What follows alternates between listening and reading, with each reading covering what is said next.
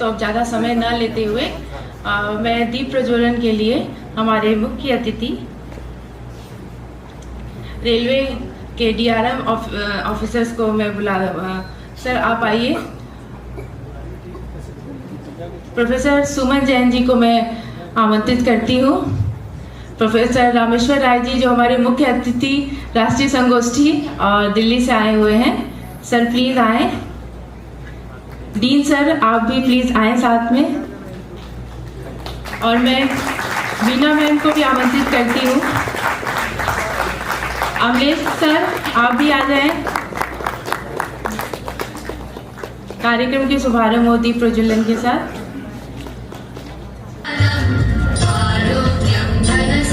अवधेश जी आप भी साथ में।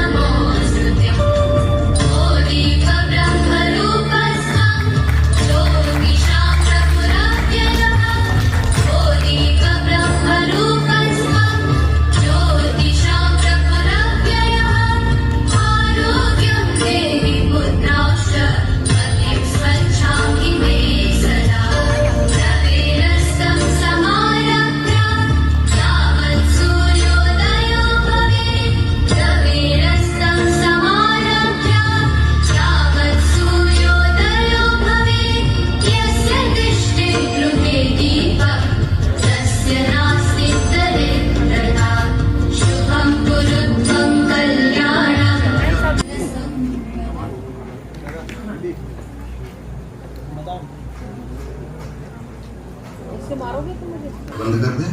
आप सभी का एक बार पुनः स्वागत अभिनंदन करते हुए आज इस मंच पर इस राष्ट्रीय संगोष्ठी के अवसर पर प्रस्तुत होने जा रहा है प्रेमचंद प्रसाद प्रसंग। एक निवेदन है कि सभी लोग कृपया अपने मोबाइल फोन साइलेंट मोड पर कर लें और अगर किसी को बहुत आवश्यक है तो कृपया बाहर जाकर बात कर लेंगे। प्रेक्षागृह के अंदर दूसरे को भी असुविधा हो सकती है। बहुत बहुत धन्यवाद।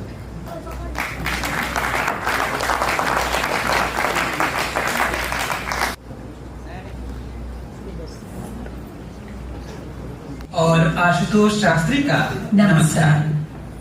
देवाधिदेव महादेव की अविनाशी काशी नगरी अनंत काल से धर्म, शास्त्र और साहित्य की संगम स्थली रही है।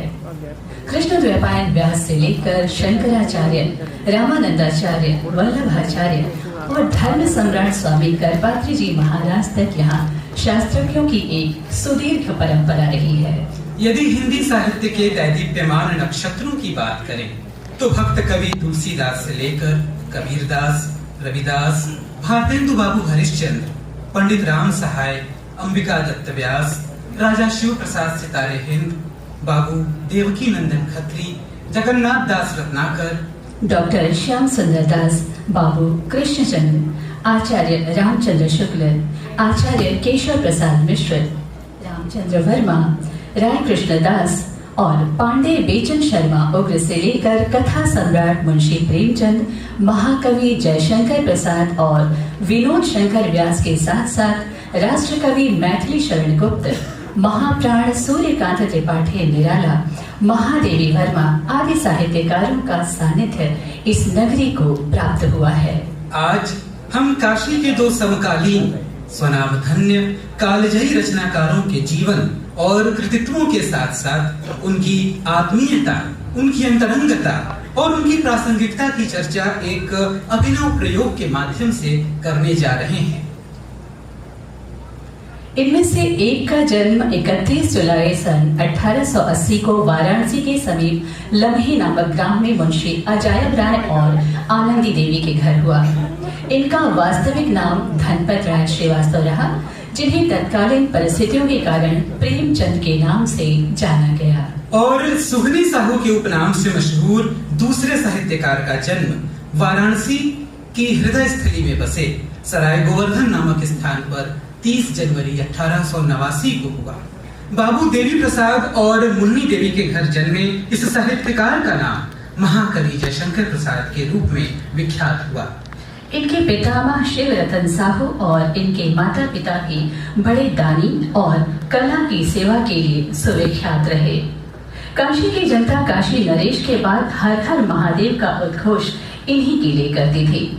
दोनों का लालन पालन घरेलू परिवेश में हुआ और शिक्षा दीक्षा स्थानीय विद्यालयों में हुई। मुंशी प्रेमचंद और बाबू जयशंकर प्रसाद दोनों ही अपने समय के धुरंधर रचनाकार, दोनों एक दूसरे के अभिन्न मित्र, स्वभाव से अक्खड़, प्रभाव से फक्कड़, लेकिन साहित्य रचना में एक दूसरे से सर्वथा विपरीत। एक की रचनाओं का आधार गांव की धूल भरी गलियां, तो दूसरे की इतिहास की वीथिकाएं। एक की भाषा सरल, सुबोध और तद्भाव से निर्मित, तो दूसरे की अलंकारिक, काव्यात्मक और व्यंजनाओं से परिपूर्ण। ऐसे में इन दोनों ही मूर्धन्य साहित्यकारों पर कुछ कहने का हमारा प्रयास ऐसे ही है जैसे एक उडुपी से महासागर पार करना। अपनी युवावस्था में दोनों ने ही अपनी कलम और अपनी रचनाओं के माध्यम से स्वतंत्रता आंदोलन में बढ़ चढ़कर हिस्सा लिया। इनकी कलमें स्वाधीनता की लड़ाई में अंग्रेजों के खिलाफ आग उगलने का काम कर रही थी। आइए इन समकालीन साहित्यकारों की अंतरंगता, निकटता और सृजनशीलता के कुछ प्रसंगों का अवलोकन करते हैं प्रेमचंद प्रसाद प्रसंग में। निवेदन है कि इस संस्मरणात्मक नाट्य प्रस्तुति का केवल परिचयात्मक दृष्टिकोण से अवलोकन करें, अति तार्किक होने से बचें और कालक्रम को नजरअंदाज करने की कोशिश करें। वाराणसी के विद्वज्जनों के साथ किए गए व्यापक विचार विमर्श के उपरांत इस प्रस्तुति को संजोया जा सका है, अतः त्रुटियों के लिए हम पूर्व में ही क्षमा प्रार्थी हैं।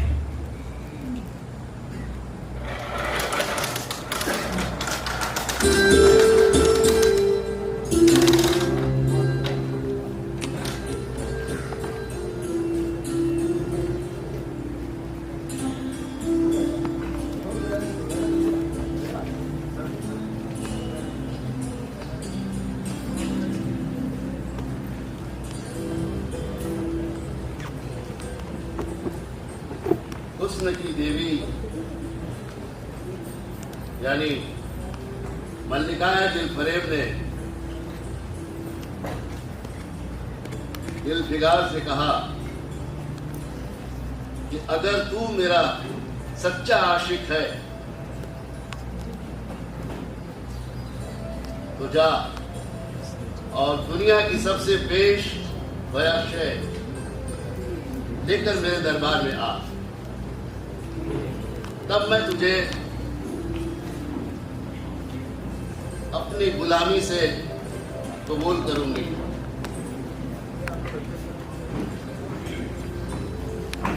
दुनिया की सबसे बेश शय क्या है? कारों का खजाना। या तो इसको डाउन कर लो आप, या मैं जब जब आ जाओ तो फिर तो आपको दर्द ताउस, क्या देखो ये जगह तो सर परवेज, तो आपके फिर आप लोगों को देखा नहीं हरगिज़। दुनिया में इससे बेशकीमती चीजें हैं क्या है? कहाँ है? कहाँ मिलेगी? भारत माता, भारत माता की जय। वो आखिरी कतराए खून जो वतन की हिफाजत पर गिरे, इससे बेशकीमती चीज और क्या हो सकती है?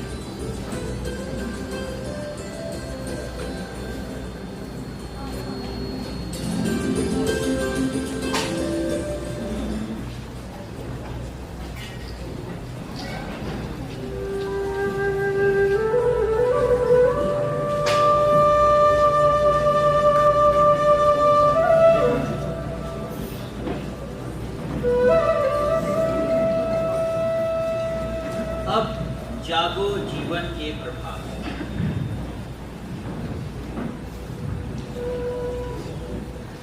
वसुधा पर ओस बने बिखरे, हिमगन आंसू जो छोड़ भरे,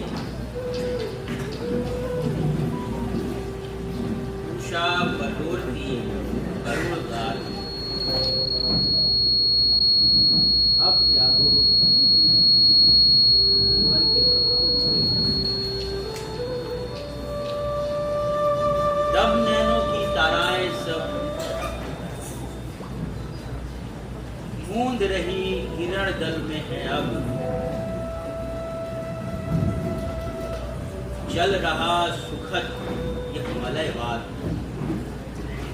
अब जागो जीवन के प्रभात।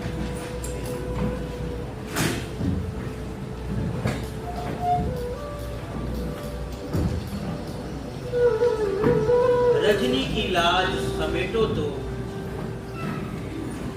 कलरों से उठकर भेंटो तो। अरुणाचल में चल रही बात। अब जागो जीवन के प्रभात। अब जागो जीवन के प्रभात।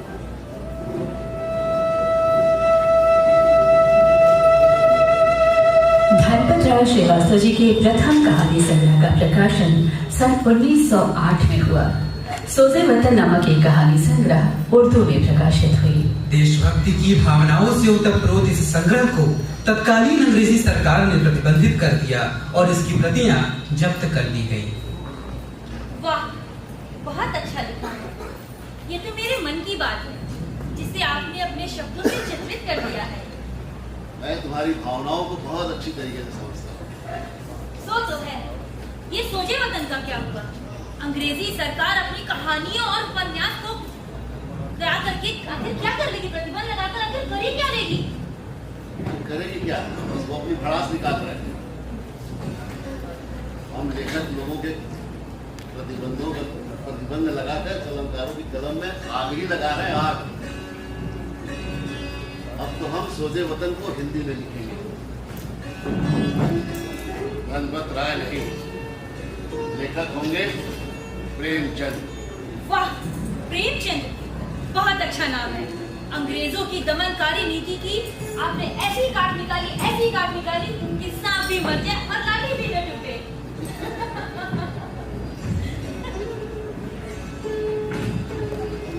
और इस प्रकार साहित्य सृजन की उत्कट जिजीविषा से प्रेमचंद का जन्म हुआ। यह नाम इतना प्रसिद्ध और लोकप्रिय हुआ कि धनपत राय उसके पीछे छूट गए। कलाधर के नाम से जयशंकर प्रसाद जी ने 9 वर्ष की आयु में ही ब्रज भाषा में एक सवैया की रचना की थी, परंतु उनकी पहली कविता सावर पंचम सन 1906 में भारतेंदु में प्रकाशित हुई।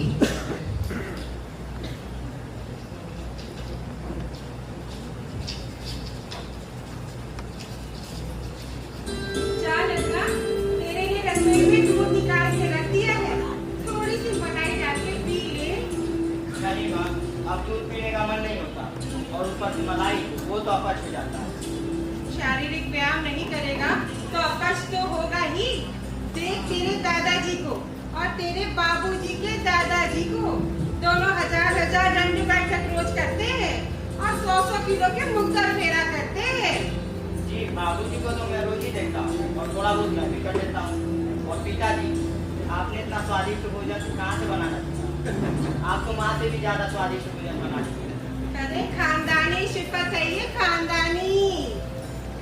चाहे अचार हो, मिठाई हो, तरकारी हो, 100-200 लोग का खाना हो या 1000 लोग का खाना, सारा तेल मसाला नमक सीरा चाशनी खोवा सब हथेली से नाम करके कर लेते हैं। मजा ले तो गत्ती भर का भी फर्क पड़ जाए, तभी तो स्वाद ही स्वाद और तरीको ना बर्बाद। इसीलिए नहीं से रोज खाना बनवाते हैं, क्यों जी? वो तो बस बहाना है। चलो दूध पियो, बहानाबाजी नहीं चलेगा। चलिए चलिए चलिए। साहित्य सृजन के साथ साथ प्रसाद जी खाना बनाने और खिलाने के भी अभ्यस्त थे। सन 1912 में ग्राम शीर्षक से उनकी पहली कहानी उस समय की सुप्रसिद्ध पत्रिका इंदु में प्रकाशित हुई। और उसके बाद तो प्रसाद जी की लेखनी को भी पर लग गए। युवावस्था तक उनकी ख्याति दूर दूर तक फैल गई। दूर दूर तक तो फैल गई, परंतु अपने ही नगर में उस समय उन्हें जयशंकर प्रसाद के नाम से कम लोग जानते थे। कोई कलाधर कहता तो कोई सुहनी साहब। जानते हैं भाई, जब हम छायावाद की बात करते हैं तो उसके 4 स्तंभों में से एक अपने साहित्य में कोमल शब्दों के प्रयोग के लिए विख्यात कवियत्री महादेवी वर्मा को भला कैसे विस्मृत कर सकते हैं। तो आइए हिस्सा बनते हैं उस अविस्मरणीय क्षण के जब काशी नगरी मध्यकालीन हिंदी साहित्य के 2 महान विभूतियों के प्रथम सम्मिलन का साक्षी बनती है। हरिओम हरिओम हरिओम हरिओम हरिओम हरिओम। जी कहिए। यहाँ जयशंकर प्रसाद जी कहाँ रहते हैं? हमें उनके घर जाना है। जयशंकर प्रसाद जी, इस नाम के तो हम किसी आदमी को नहीं जानते। कुछ आता पता बताएं तो कोशिश करें। पता तो नहीं मालूम, लेकिन इतना पता है कि वे बनारस में रहते हैं और बहुत अच्छे साहित्यकार। साहित्य मतलब संस्कृत बाजते हैं? अरे पंडिताई करते हैं क्या? अरे नहीं भैया, कविता लिखते हैं, कहानी लिखते हैं, साहित्य साहित्य लिखते हैं। अच्छा, तो कविता कहानी करते हैं? हाँ, यहाँ कोई है आपकी जानकारी में कविता कहानी लिखने वाले? वो तो हम नहीं जानते। हाँ, लेकिन एक जने हैं जो कवित्व करते हैं। चलिए उनसे मिला लें, आगे वो नहीं से पता चल जाएगा। हाँ हाँ, आप उन्हीं के यहाँ ले चलिए, आगे हम खुद ही पता कर लेंगे। आइए चलिए। खाद भी जिस जमीन की पारस है, 4 मकूर हुआ बनारस है। ई राजा बनारस, ये राजा बनारस। वही। अरे भैया भौकाली गुरु, अरे यहाँ के वो कवित्व भी लिखे वाला हो का? अरे बहुते मन गुरु, हम ही कवित लिखिला, सुनबा का? अब ये के सुनौली? अरे नहीं नहीं, अबई ना सुनब। अबई इनके जयशंकर प्रसाद जी के घरे पहुँचावे क्या, लेकिन अता पत कुछ मालूम है नहीं है। अरे पंडित जी, और सराय गोवर्धन वाले सुंघई साहू के ना जाने लगा? उन्हीं का नाम हो जयशंकर प्रसाद। अच्छा, वाह प्रसाद बाबू वाह, आपने भी क्या खूब लिखा। इस करुणा कलित हृदय में अब विकल रागिनी बसती, क्यों हाहाकार सुरों में वेदना असीम गरजती। हाँ हाँ, वही आंसू के रचनाकार बाबू जयशंकर प्रसाद। कहाँ रहते हैं वे? यही सराय गोवर्धन में रहते हैं। आइए हम पहुंचा देते हैं आपको।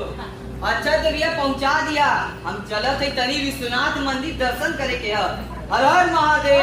पंडित जी महादेव। याद आ बुला रे। हाँ। अरे सुदामा बक्सौर खा ला यार, उठावत है यार। के एक काम याद आ गया। ठीक है, संध्या के घाटे पे मिला महादेव।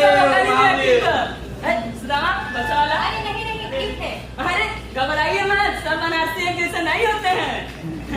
आइए चलो।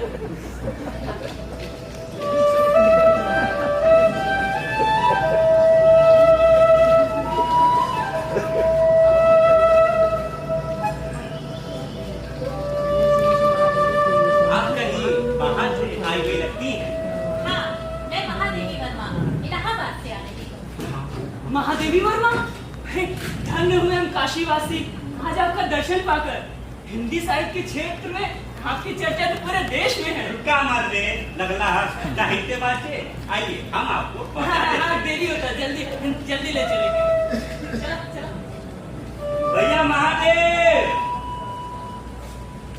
महादेव महादेव। देखा क्यों आया रहो। आओ जी आओ जी।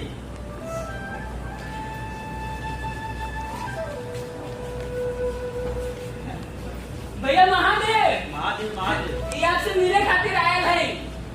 जी प्रणाम, मुझे जयशंकर प्रसाद जी से मिलना है। चलिए, मैं ही जयशंकर प्रसाद। ओह, आप ही हैं? मैं महादेवी वर्मा इलाहाबाद से आ रही हूँ। महादेवी वर्मा, अहो भाग्य हमारे। बताइए कैसे आना हुआ? भागलपुर जा रही थी, बनारस से गुजरी तो आपका स्मरण को आया।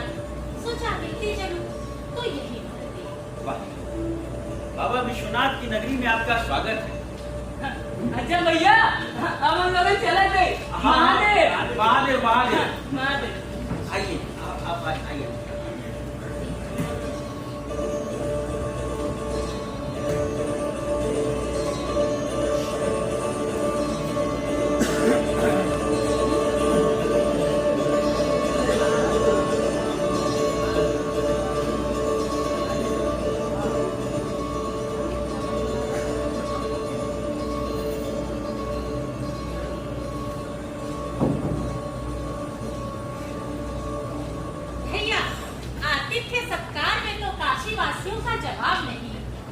जलेबी कचौड़ी रबड़ी ने तो आकर तृप्त कर दिया। आपने अपने आतिथ्य का अवसर प्रदान कर हमें कृत कर दिया। बैठिए और बताइए, साहित्य में आपकी क्या चल रहा है इस समय? साहित्य में आपका इन दिनों आप, हम, निराला जी, पंत जी जो साहित्य सृजन कर रहे हैं, लोगों ने उसे छायावाद का नाम देना शुरू कर दिया है। वाद का संकट तो हर काल में रहा, लेकिन विवाद का संकट नहीं होना चाहिए।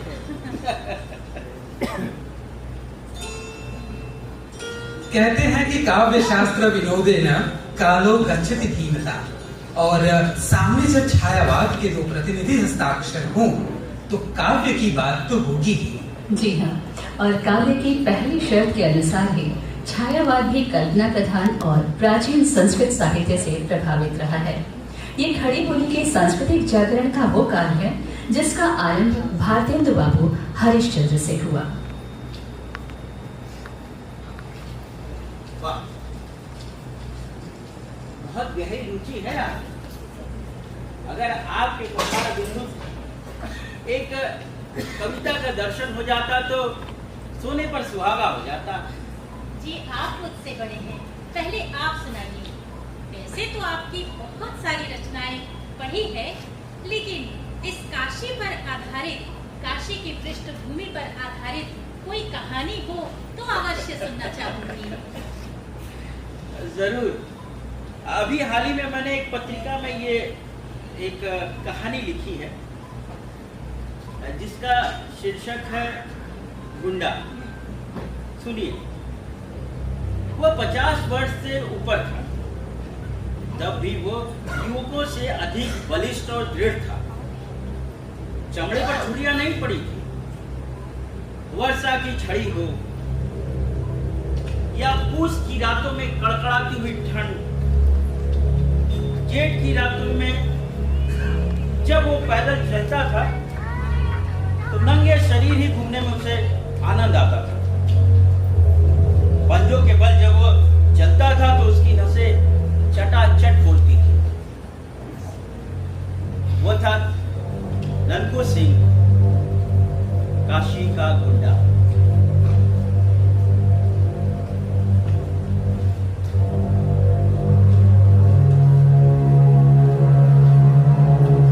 चेतराम ने राजा के ऊपर हाथ रखा ही था कि ननकू के सदे हुए हाथ ने उसकी भुजा उड़ा दी। छिछड़ों में यह भीषण घटना हो गई जिसके लिए कोई प्रस्तुत न था। ननकू सिंह ने राजा चेत सिंह से ललकार कर कहा, आप क्या देखते हैं, उतरिए डोंगी पर महाराज। ननकू सिंह के घाव से रक्त की फुहारें छूट रही थी। फाटक से तिलंगे भीतर आने लगे थे। चेत सिंह ने खिड़की से उतर के देखा कि 20 तिलंगों के संगीनों में वो अविचल खड़ा होकर तलवार चला रहा है। उसके चट्टान सदृश शरीर से गैरिक की तरह रक्त की धारा बह रही है। गुंडे का एक एक अंग कटकर वहीं गिरने लगा। काशी का गुंडा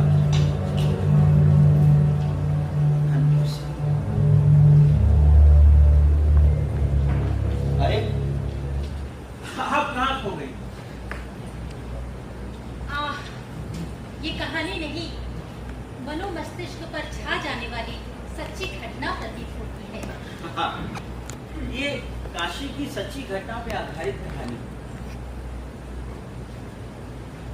साहित्य का लेखन जो है वर्तमान का बोध कराना होता है।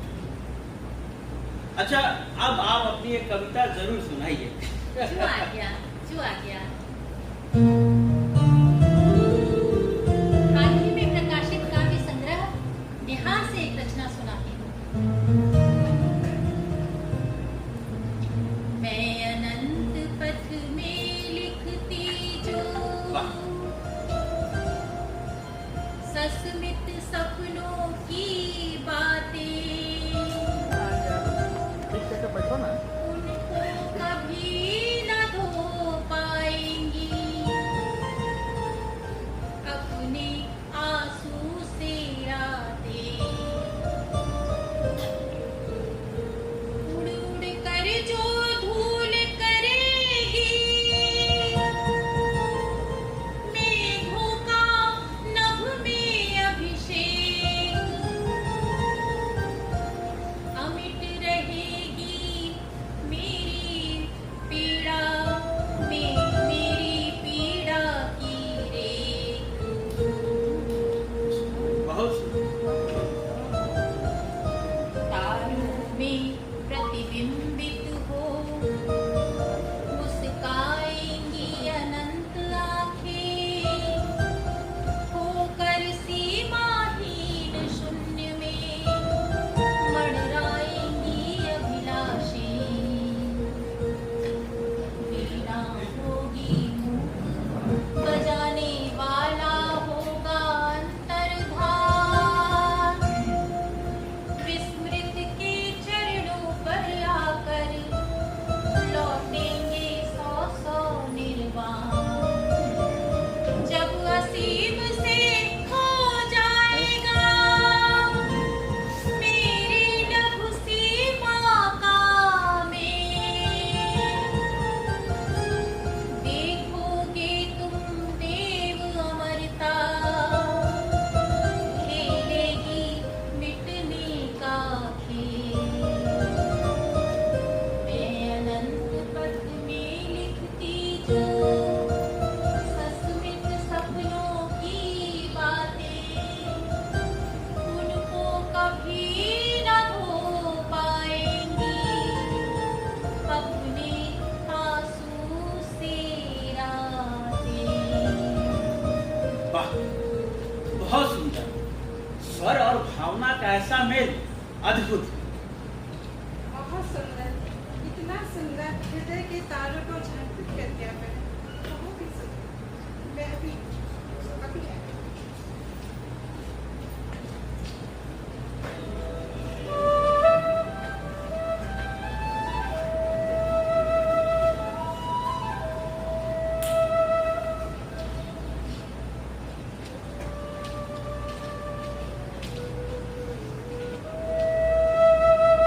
सुंदर रचना के लिए ये सम्मान आप बोलो।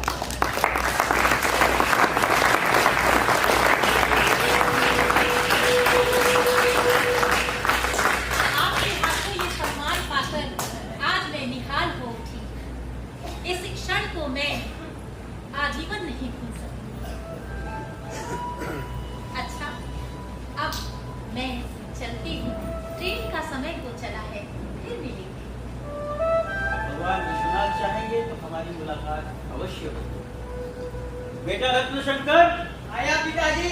महादेवी जी का सामान लेकर बाहर आओ। जी पिताजी। जाओ, इन्हें स्टेशन छोड़ा, कोई टांगा बुला लेगा। जी बेटा, और तुम्हारे पास पैसा है? किराए दो। जी पिताजी। जाओ। ठीक है। पुनः पधारिएगा बहन।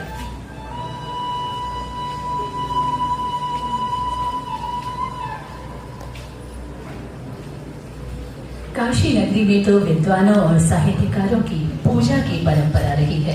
जी दीदी, और ये सभी विद्वान अत्यंत स्वाभिमानी और अपने उसूलों के पक्के होते थे। प्रेम से पास आने वालों को सिराखों पर बिठाया जाता था, परंतु अकड़ने वालों को यहाँ उसी भाषा में जवाब दिया जाता था। आपकी वो कहानी मैंने पढ़ी, दूध का दाम, और गृह नीति भी पढ़ी। उसमें तो आपने सास, बहू और बेटी की तकरारों का बहुत अच्छा समाधान लिखा है। लाइए इसे भी पढ़िए। ये कौन सी कहानी है? मंत्र। संध्या का समय था। डॉक्टर चड्ढा गोल्फ खेलने के लिए तैयार हो रहे थे। मोटर द्वार के सामने खड़ी थी कि दो कहार एक डोली लिए आते दिखाई दिए। डोली के पीछे एक बूढ़ा लाठी टेकता चला आता था।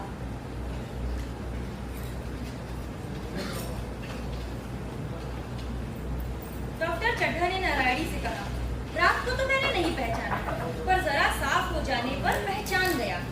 एक बार यह एक मरीज को लेकर के आया था। मुझे अब याद आता है कि मैं खेलने जा रहा था और मरीज को देखने से इनकार कर दिया था। आज उस दिन की बात याद करके मुझे जितनी ग्लानि हो रही है उसे प्रकट भी नहीं कर सकता। मैं उसे खोज निकालूंगा और उसके पैरों पर गिरकर अपना अपराध क्षमा कराऊंगा। वह कुछ लेगा तो नहीं, यह जानता हूँ।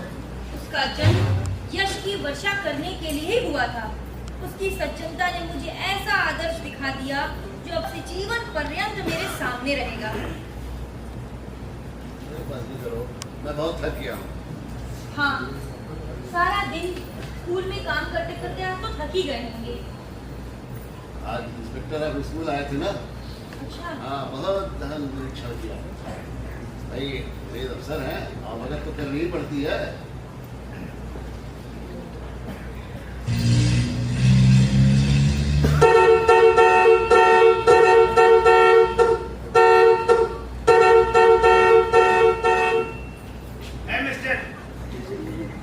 तुमको दिखाई नहीं पड़ता? मोटर बैटरी यूज करे, हॉर्न बजा, सुनाई नहीं पड़ा तुमको? अभी तक तुमने हमको रिसीव करने नहीं आया। कहिए क्या कहना है? बड़ी मकरूर हो तुम। स्कूल में तो मेरे सामने तुम दिन भर खड़ा रहा और एक इंग्लिश ऑफिसर आया, तुमको दिखाई नहीं पड़ता? तुम्हारा ऑफिसर तुम्हारे सामने खड़ा है, उनका सलाम करो। स्कूल में पगार लेने के लिए ये काम करता हूँ, सलाम करने के लिए नहीं। You don't know how to talk to your officer. तुमको अपने ऑफिसर से बात करने का मैनर नहीं। हम भारतीयों को व्यवहार और मैनर आप अंग्रेजों से नहीं सीखना है।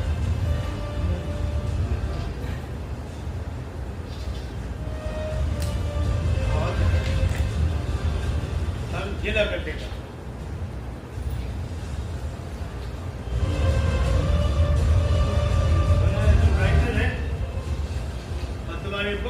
अब आपके लिए नौकरी करना और भी मुश्किल हो जाएगा। अरे क्या करेगा वो? मैं उसकी नौकरी छोड़ दूंगा।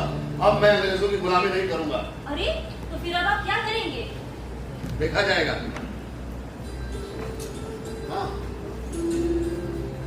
महात्मा गांधी काशी विद्यापीठ में एक स्थान है, वहां से प्रस्ताव आया था। मैं वही अध्यापन का कार्य करूंगा। बहुत अच्छा।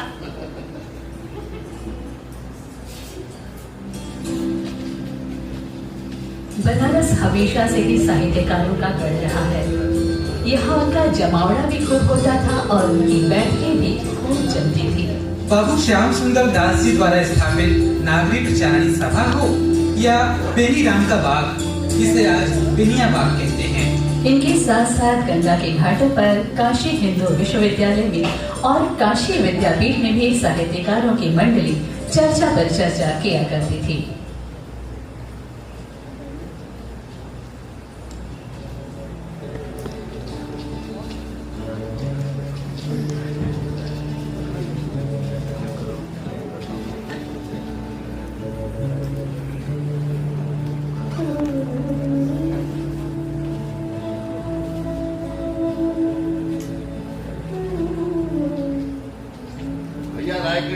हाँ भैया।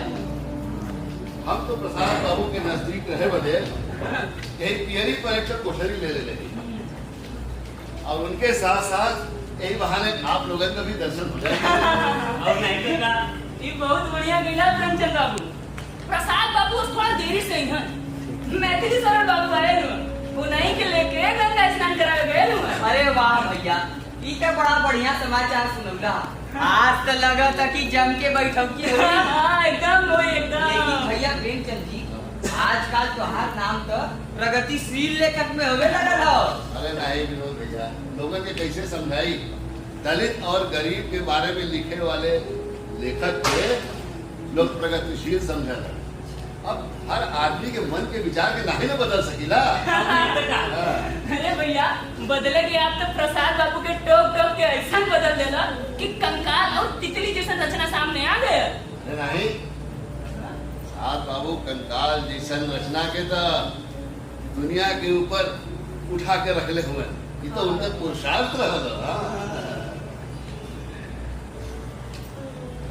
हर बार टोका टाकी का तो अगर हमरे टोकले से ऐसा साहित्य समाज के सामने आई, हम बार बार टोकब और रोज और भैया कामायनी के बारे में कुछ बता दा। कामायनी तो प्रसाद बाबू साहित्य के ग्रंथन में ऐसा सजा देले हुवन जैसे बातियन के बीच में दुल्हन बैठे। बहुत सही बात कहला भैया। और भैया और हालचाल बतावल जाए। आओ समझ ठीक है, ठीक ठाक। आपको कुछ बोलबा? अरे ठीक ठाक। अरे वो देखा प्रसाद बाबू मैथिली शरण जी के विवाह के आवत हुआ। भैया प्रणाम। प्रणाम प्रणाम भाई, सब लोगों को प्रणाम। और प्रेमचंद जी क्या हाल चाल है? बस सब बढ़िया है, चल रहा है। मैथिली बाबू, आपकी भारत भारती तो इसमें साहित्य आकाश में छाई हुई है। ये सब आपके और प्रसाद बाबू के सानिध्य का प्रतिफल है। हम तो बस ऐसे ही कलम चलाते रहते हैं। ऐसे ही कलम चलावे बम्बई गए ललन। इनके इतना मना कैली कि भैया मत जा, तोरे लायक नहीं हो, लेकिन का कहना अपन साहित्य सेहत दोनों बिगाड़ी। प्रसाद बाबू सही कहा हुए, बम्बैया माहौल न तो साहित्य के लिए ठीक हो और न सेहत के लिए। हाँ, अब फिल्मी दुनिया में तो हमार एकदम आसान रहे। जेके देखा उन्हें धन के पीछे भागा था। न कहा देखा चित्र, न कहा देखा कहानी, सो रहो आना व्यवसायी करण, सब जनमानस के पीछे भागा था। अन्न तो वहाँ का आदर्श, अन्न कोई सिद्धांत। अरे भैया फिल्मी दुनिया काल्पनिक और तिलस्मी दुनिया। हाँ, साहित्य संस्कार के तिलांजलि दे के वहाँ सब बस नाम और दाम कमाए बदे बेचैन। हाँ अरे भैया हम तो कहते कि बम्बई का बात छोड़ा, अरे अपने बनारस का बात करा। यहाँ का संगीत और साहित्य कहीं से कम होगा? एकदम नहीं भैया। अरे काशी में जे रहल या यहाँ आके रचल बसल वो अमर हो गया। अरे गुप्त जी, स्नान ध्यान हो गया है तो कुछ रचना भी सुनाइए आप। बिल्कुल। अरे आइए आइए बैठिए। घाट का सीढ़ी चढ़ते चढ़ते घुटनों में दर्द होने लगा है। आजकल साकेत लिख रहा हूँ, वही सुनाता हूँ। आई दयामयी देवी सुख दे सार दे, इधर भी निज वरद पाड़ी पसार दे। दास किया दे तंत्री तार दे, रूम तारों में नई झंकार दे। बैठ मानस हंस पर की सरात हो, हार वाही कंठ के की साथ हो। चल अयोध्या के लिए सज साज तू, माँ मुझे कृत्य कृत्य कर दे आज तू, माँ मुझे कृत्य कृत्य कर दे आज तू। वाह वाह बहुत सुंदर। अरे भैया राय कृष्णदास जी, हाँ भैया आप भी कुछ सुनाइए। जरूर सुनाएंगे भैया, जरूर सुनाएंगे। सुनिए एक गद्य देखो, आनंद की खोज। आनंद की खोज में मैं कहां कहां ना फिरा, सब जगह से मुझे उसी भांति कलपते हुए निराश लौटना पड़ा, जैसे चंद्र की ओर से चकोर लड़खड़ाता हुआ फिरता है। मुझे ये सोचकर अचरज होता है कि आनंद कंद मूलक इस विश्व वल्लरी में मुझे आनंद का अणु मात्र भी ना मिला। हाँ, आनंद के बदले में रुदन और शोध परिपोषित कर रहा था। अंत को मुझसे रहा न गया, मैं चिल्ला उठा, आनंद आनंद कहाँ है आनंद? हाय, तेरी खोज में मैंने व्यर्थ जीवन गवाया, वह प्रकृति ने मेरे शब्दों को दोहराया, किंतु मेरी आंतरिक प्रकृति स्तब्ध थी। परंतु यहाँ तो जो वस्तु मैं अपने आप को न दे सका था, वो अखिल ब्रह्मांड से मिली थी। जो अखिल ब्रह्मांड से न मिली थी, वो अपने आप में मिली। वाह वाह, बहुत सुंदर। वाह वाह, क्या बात। भैया हम भी तो एक मजदूर हैं। हाँ, अब जब तक दिन भर कुछ बिक न दो तब तक रात की रोटी गवारा नहीं करना। प्रेमचंद जी सही करे, ये भी एक मजदूर है। अच्छा ये बतावा, तोरे सिनेमो का नाम तो मजदूरे रहल ना? सही कहेंगे। अच्छा भाई, 1 घंटा बाद हमारी गाड़ी है। आज हम आप लोगों से आज्ञा चाहते हैं, फिर मिलेंगे, लेकिन पहले व्यास जी के लिए कहानी सुन लेते हैं। अरे हाँ भाई हाँ, क्यों नहीं। हाल ही में एक कहानी लिखा है विधाता, सुनिए। चीनी के खिलौने पैसे में दो, खेल लो खिला लो, टूट जाए तो खा लो, पैसे में दो। सुरीली आवाज में यह कहता हुआ खिलौने वाला एक छोटी सी घंटी बजा रहा था। उसकी आवाज सुनते ही त्रिवेणी बोल उठी, माँ पैसा दो, खिलौना लूंगी। आज पैसा नहीं है बेटी, 1 पैसा माँ, हाथ जोड़ती हूँ। नहीं है बेटी, दूसरे दिन लेना। त्रिवेणी के मुख पे संतोष की झलक दिखाई दी। उसने खिड़की से पुकार कर कहा, ए खिलौने वाले, आज पैसा नहीं है, कल आना। चुप रह, ऐसी बात भी कहीं कही जाती है। उसकी माँ ने गुनगुनाते हुए कहा, किंतु 3 वर्ष की त्रिवेणी की समझ में ना आया। उसकी माँ अपने जीवन के अभाव को दुनिया के सामने खोलने से हिचकती थी। कारण ऐसा सूखा विषय जो केवल लोगों के हंसने के लिए ही होती है। और सचमुच वह खिलौने वाला अपनी घंटी बजाता हुआ मुस्कुराता हुआ चला गया। बहुत गंभीर, बहुत गंभीर, बहुत गंभीर। प्रसाद बाबू, हंस पत्रिका छपे वाला हो काशी विशेषांक, अरे सब लोग अपन लेख दे देले, हम अपन लेख लिख के देता। देखा, अब पत्रिका में कोनो लेख न दे। अब हम स्वांतः सुखाए के लिए लिखिला। अब व्यवसाय के लिए, मतलब खाए पिए के लिए व्यवसाय तो अपन है। अरे अगर आप लिख के न देबो तो विशेषांक छपबे न करी। अरे भैया, हमने लिख के दे दे रही, आपको लिख के दे दा। अरे प्रसाद भैया, हाँ जितना जल्दी लिख के दे देगा उतना जल्दी पत्रिका का प्रकाशन हो जाए। अब प्रेमचंद बाबू इतना ध्यान से कहत हो तो मान ला उनकर बात। चला सोची, ठीक है। अब गुप्त जी के भी जाए के। अच्छा तो भैया, तब आज का सभा यही विसर्जित करें, कल फिर मिलते हैं। ठीक है भैया। ठीक है, आपका नाश्ता पानी का इंतजाम है उधर। ठीक है,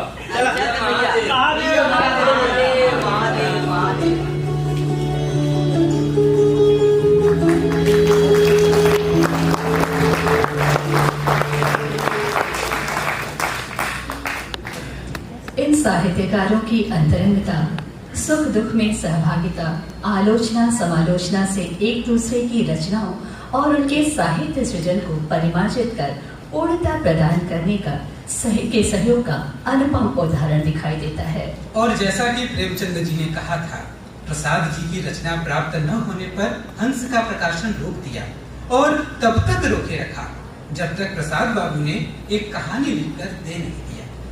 आप तो जानते हैं कि हमारे बनारस की भूल भुलैया जैसी गलियां एक ओर पूरे विश्व के लिए आकर्षण का केंद्र रही हैं, तो वहीं दूसरी ओर हमारे वीर क्रांतिकारियों के लिए सुरक्षित आश्रय स्थली भी रही हैं। जी दीदी, जिन गलियों में सूर्य की किरणें भी प्रवेश नहीं कर पाती हैं, वहाँ ये पाजी अंग्रेज भला कहाँ पहुँच पाते। इतिहास गवाह है कि जब भी कोई वीर क्रांतिकारी यहाँ आया, काशी ने उसे अपने आंचल में ऐसा समेटा कि अंग्रेज ढूंढते ही रह गए। काशी के साहित्यकारों ने अपने कलम से आजादी का प्रत्यक्ष आंदोलन तो छेड़ ही रखा था, क्रांतिकारियों की परोक्ष सहायता से तो अंग्रेजों की कमर ही तोड़ दी थी। तो आइए देखते हैं वह घटना जब चंद्रशेखर आजाद ने प्रसाद बाबू के घर में शरण लिया था।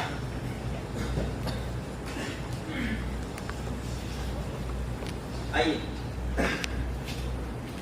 लीजिए, अब अपना चादर हटा लीजिए, यहाँ कोई खतरा नहीं। हाँ बाबू, आपके घर में रहते कई दिन पर किसी को कानो कान खबर नहीं हुई। हम तो आजादी की लड़ाई में अपने आप को कुर्बान करने का फैसला कर चुके हैं, लेकिन हम क्रांतिकारियों को यह आश्रय देने का आपका अवदान भी कम नहीं है। हम तो कलम से देश और अपने समाज के लिए जो सेवा हो सकती है वो करते ही हैं। लेकिन आप जैसे सपूतों के लिए हमसे जो बन पड़ता है वो भी हम करते हैं। तो वह तो देखिए ना, आजकल हम क्रांतिकारियों के पास आर्थिक तंगी हो। अब ब्राह्मण हूँ इसलिए मांगने में संकोच नहीं करूंगा। नहीं नहीं, संकोच कैसा बेटा, तुमने तो अपना जीवन आजादी की लड़ाई में सर्वस्व देकर कर दिया है। अगर हम सब भी अपनी कुछ सुविधा दे सके तो उसमें हमारा बहुत ही छोटा सा योगदान होगा।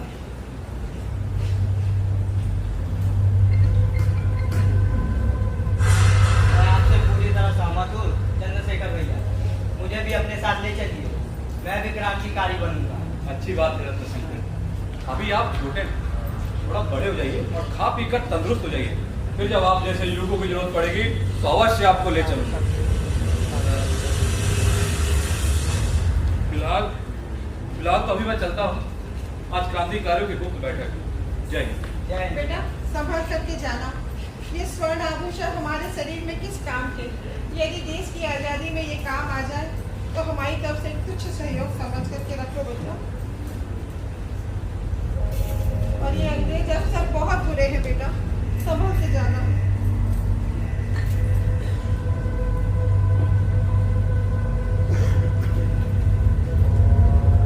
सावधानी से कार्य करना।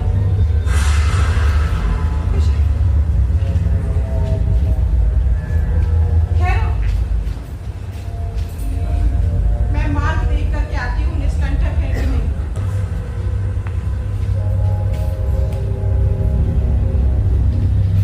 सुरक्षित है, जाओ।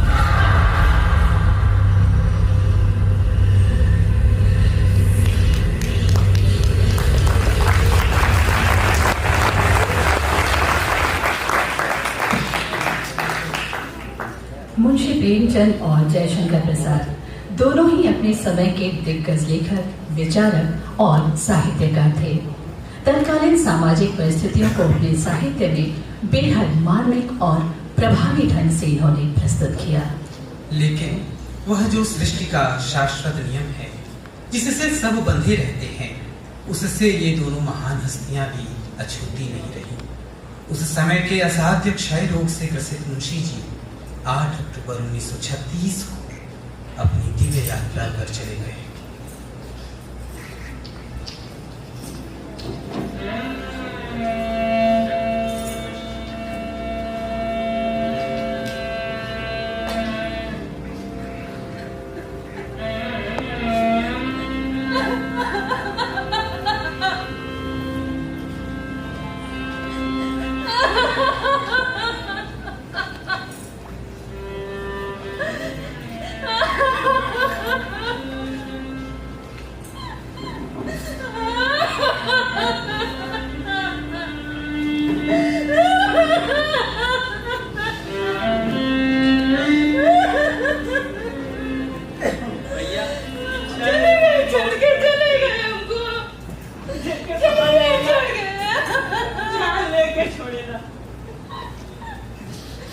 कितना समझाया गया लेकिन समझ ही नहीं पा रही है।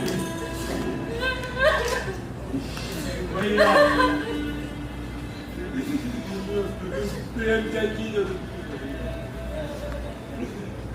अब आप ही समझाइए। बहुत देर हो गई बहन, बहुत देर से समझाते भैया आपकी बात बहुत मानती है भैया। आप देखिए जरा सा, इतना देर कर ठीक नहीं पड़ी और जाए थे उनके साथ। नहीं, मैं तो कहीं नहीं जाने दूंगी, नहीं जाने दूंगी, नहीं जा सकते हो मुझे छोड़ के, नहीं जा सकते, नहीं जा सकते, नहीं जा सकते। धीरज रखिए, शरीर तो नश्वर, उनको जो करना था उन लोगों ने।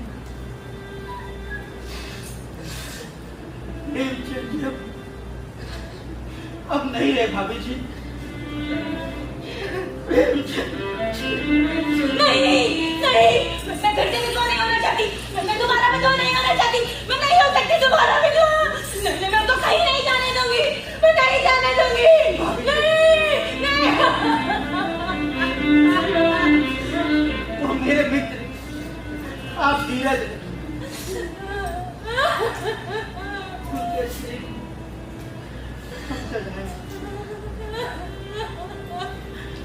उनको ले गए।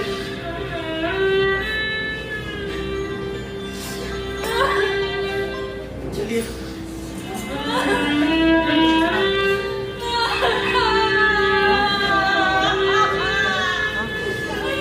हमको छोड़ के चले गए।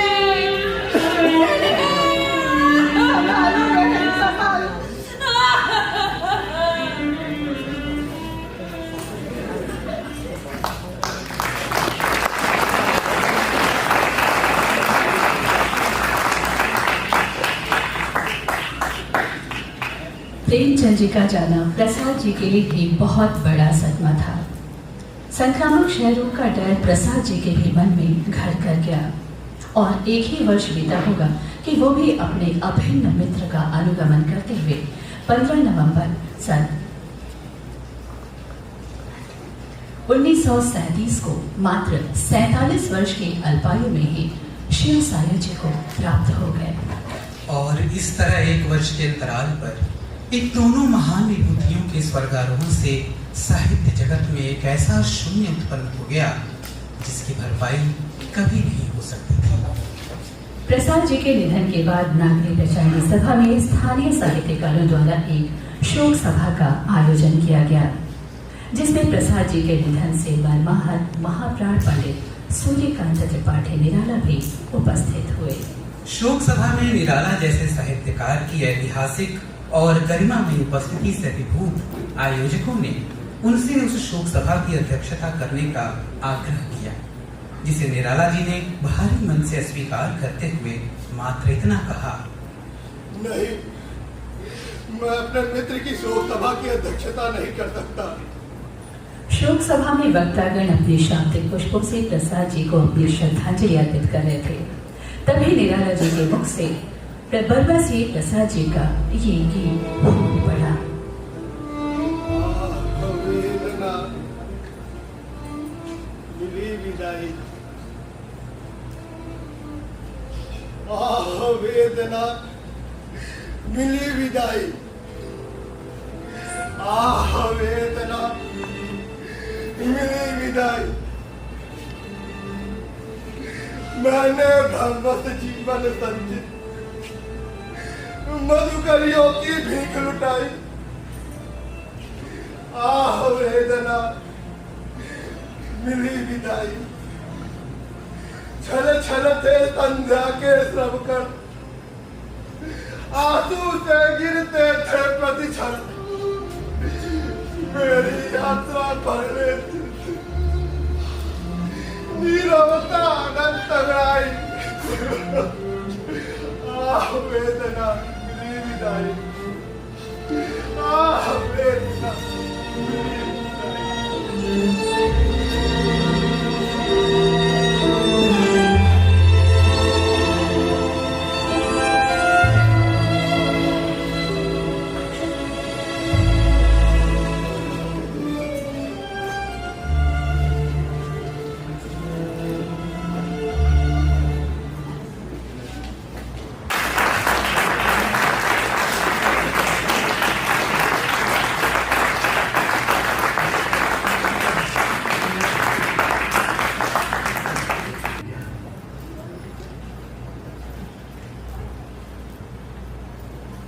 सूरज को दिया दिखाने लायक भी हम नहीं हैं, लेकिन आज एक छोटा सा प्रयास आपके समक्ष करने का साहस जुटा पाया।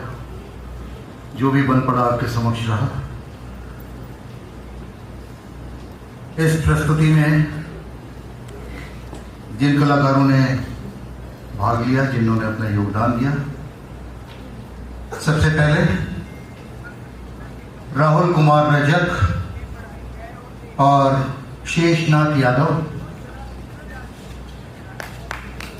पार्श्व सहयोग इन लोगों ने किया।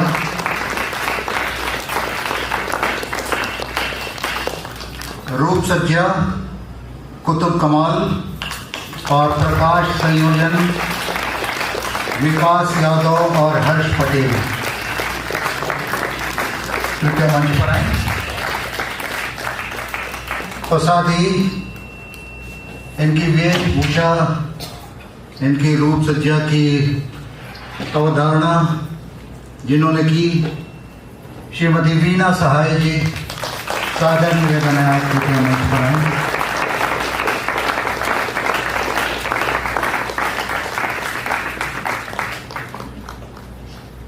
आपने जैसा कि देखा, वाचक और वाचिका की भूमिका का कुशलतापूर्वक निर्वहन किया। जगदीश्वरी चौबे और आशुतोष शास्त्री जी।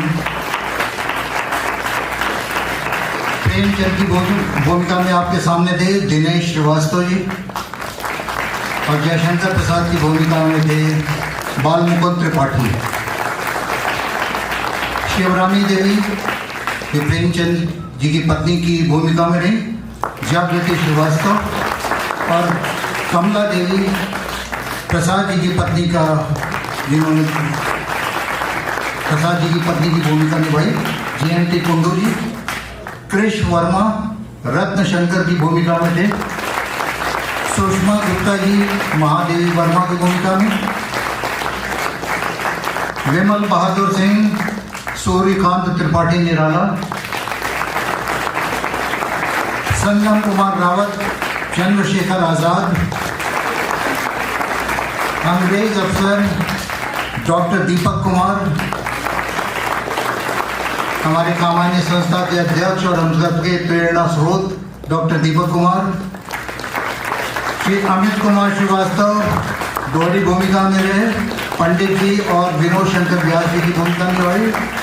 अनुज कुमार सिंह भौकाली गुरु और मैत्री शब्द गुप्त जी की भूमिका में थे। ऋषभ कुमार सिंह दुलारे और राय कृष्णदास जी की भूमिका में थे। राहुल कुमार सुदामा और एक नागरिक की भूमिका अलग से निभाई इन्होंने। रियाज साबरी ग्रामीण नागरिक की भूमिका में रहे आपके समक्ष। सत्तार जी हमारे मेकअप मैन, रूप सज्जाकार भी हैं।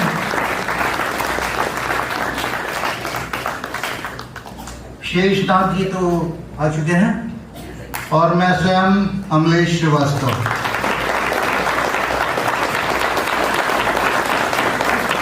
तो ये रही हमारी एक आज की संध्या की पहली प्रस्तुति, प्रेमचंद प्रसाद प्रसंग। और इसके तुरंत बाद 2 से 3 मिनट के अंदर आपके समक्ष दूसरा नाटक प्रस्तुत होने जा रहा है, प्रेमचंद जी की कथा पर आधारित।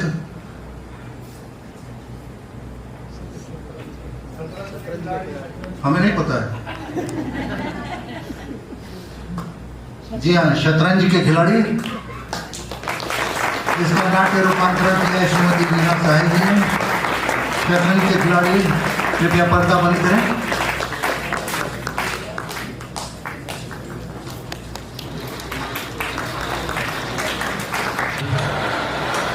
आपको नाम से ही कुछ ऐसा विदित होगा कि लंबा खेलने वाला खेल है, और इसमें इसको खेलने वाले एक ही धुन में लगे रहते हैं। कुछ ऐसी ही कहानी है मुंशी प्रेमचंद जी ने जो लिखी है। आज महाकवि जयशंकर प्रसाद ट्रस्ट द्वारा आयोजित जो ये 2 दिवसीय राष्ट्रीय संगोष्ठी और नाट्योत्सव का आयोजन किया गया है, इसके अंतर्गत आज की इस नाट्योत्सव की दूसरी प्रस्तुति शतरंज के खिलाड़ी। मुंशी प्रेमचंद जी ने कहानी के रूप में जो लिखा है, इस पर आपने पहले एक फिल्म भी देखी होगी, और दूरदर्शन ने इस पर वृत्त चित्र का भी निर्माण किया है, प्रसारण भी हुआ है, और आज आपके समक्ष नाटक के रूप में वह प्रस्तुति होने जा रही है। एक नीरस से विषय को लेकर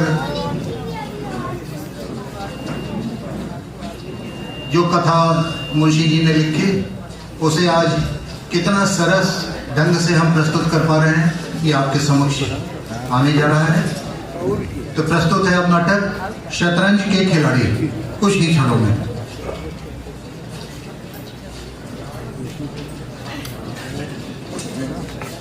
तो देखा कैमरा कभी